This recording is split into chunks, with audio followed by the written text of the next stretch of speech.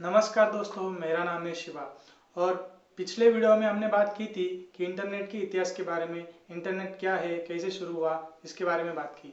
लेकिन आज के वीडियो में हम जी4 जनरेशन का जो इंटरनेट है, यानी कि आज हम यूज करते हैं 1G 2G 3G 4G और आने वाला है 5G। तो इसके बारे में हम बात करेंगे कि 5G क्या है, 5G में हमें क्या क्या फीचर्स मिलेंगे, 5G का मतलब क्या है, इन सभी बातों का हम इस वीडियो में बात करेंगे।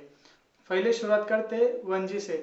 तो 1G के अंतर्गत अगर देखा जाए तो 1G जब आया तो उसके अंतर्गत हम सिर्फ कॉलिंग और टेक्स्ट करने लगे।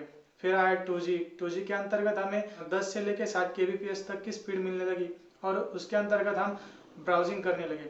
फिर आया 3G, जिसके अंतर्गत हम वीडियो कॉलिंग, वीडियो ब्राउजिंग या इसके जैसे और काम करने लगे और इसके अंतर्गत 100 से लेकर 600 तक kbps की स्पीड हमें मिलने लगी थी। लेकिन अब हम यूज कर रहे हैं 4G।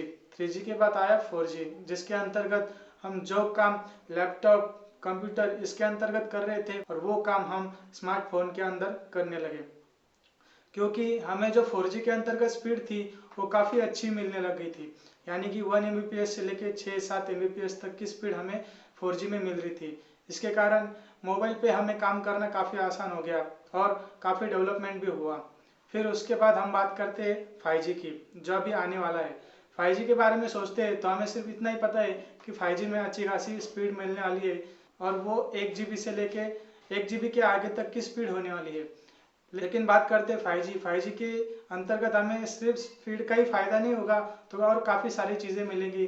जैसी अभी देखा जाए तो एक ही राउटर के अंदर हमारे सारे सिस्टम्स यानी कि सारे स्मार्ट डिवाइसेस कनेक्ट होते हैं। लेकिन जब 5G आएगा तो उसके अंतर्गत हर स्मार्ट डिवाइस को अलग अलग नेटवर्क मिलेगा, अलग अलग फीचर्स मिलेंगे, जिसके अंतर्गत वो सारे कनेक्ट रहेंगे। उसके बाद हम बात करते हैं कि ड्राइवरलेस कार चलने की। लेकिन जब 5G आएगा तो इसके अंतर्गत ये सपना और ये हकीकत में हमें दिखने लगेगा कि ड्राइवरलेस कारें रास्तों पे चल रही है, क्योंकि हर गाड़ी में अलग अलग उसका इंडिपेंडेंट नेटवर्क होगा, जिसके अंतर्गत वो सामने आने वाली गाड़ी से कम्युनिकेट करके इंफॉर्मेशन शेयर करेगी। उसके बाद हम बात करते हैं गेमिंग की। आजकल हमने हार्डवेयर में काफ़ी अच्छा सुधार किया है, जिससे गेमिंग का परफॉर्मेंस अच्छा हो गया है। लेकिन नेटवर्क के स्पीड के कारण कभी कभी गेमिंग में लैग दिखता है। हम सामने वाले को किल करने जाते हैं लेकिन खुद किल हो जाते हैं। इस तरह की बातें हमें स्पीड की कमतरता की वजह से दिखाई देती है। लेकिन 5G में स्पीड अच्छा होने के कारण हमें गेमिंग में काफ़ी मज़ा आने वाला है। और इसके जैसे काफ़ी फीचर्स हमें 5G के अंदर देखने मिलेंगे, जैसे स्मार्ट सिटी हो गया, स्मार्ट डेवलपमेंट हो गया, स्मार्ट इंफ्रास्ट्रक्चर हो गया, स्मार्ट हॉस्पिटल हो गए। इन सारी चीज़ें हमें 5G के अंतर्गत देखने को मिलेगी। फिर बात करते हैं कि 4G और 5G के बीच में इतना डिफरेंस क्यों है, 5G इतना आगे, इतना ज़्यादा स्पीड क्यों दे रहा है। तो देखा जाए तो इन दोनों के बीच में सिर्फ फ्रिक्वेंसी का फ़र्क है। अगर 4G की बात की जाए तो 4G की जो फ्रिक्वेंसी थी वो सिर्फ हमें मेगाहर्ट्ज में देखने को मिल रही थी। लेकिन जो 5G की स्पीड है वो गीगाहर्ट्ज में देखने को मिलती है। 5G के अंतर्गत देखा जाए तो 2.5 से लेके 3.9 गीगाहर्ट्ज तक की फ्रीक्वेंसी के अंदर 100 से 900 Mbps तक की स्पीड हमें मिलेगी।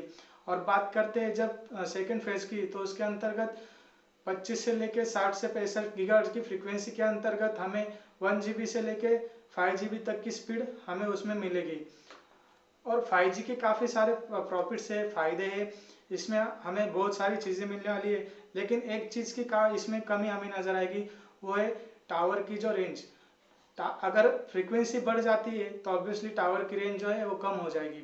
अगर एग्जांपल दूँ तो 4G के मामले में क्या होता है कि अगर एक गांव में एक टावर लगा दिया तो उसके आजू बाजू के 3-4 गांव उस टावर के अंतर्गत आ जाते थे, उसके रेंज में आ जाते थे। अगर 5G का टावर है तो 200 मीटर तक ही अपनी रेंज दे पाएगा, उसके आगे और दूसरा टावर लगाना पड़ेगा। मतलब कि अगर आने वाले दिनों में 5G आता है तो हमें हर स्ट्रीट लाइट पे, सिग्नल पे, बस स्टॉप पे, हमारे बिल्डिंग्स पे, हर जगह पे हमें ये 5G का जो नेटवर्क का जाल है वो दिखने को मिलेगा।